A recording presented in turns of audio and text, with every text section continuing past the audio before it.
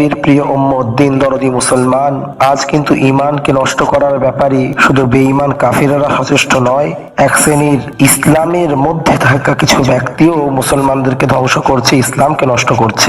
আপনি Facebook, Twitter, YouTube বা এই সমস্ত অনলাইন কোনো জিনিস খুললেই দেখতে পাবেন দীর্ঘ 1500 বছর ধরে যে জিনিসের উপর আমল হয়ে আসছে সেই জিনিসকে ত্যাগ করতে বলছে। আপনারা প্রত্যেকে নিজের ঈমান ও আমলের ব্যাপারে সতর্ক থাকুন, কারণ আপনি কার মতকে গ্রহণ করছেন, কোথা থেকে গ্রহণ করছেন, ইসলামের কতটা তিনি পণ্ডিত ব্যক্তি। দু একটি বাংলা কিতাব পড়ে নিজের কথার বাগ্মিতাকে ঠিক রেখে মানুষের কাছে ভাইরাল হওয়ার জন্য বিভিন্ন কিছু প্রকাশ করছে।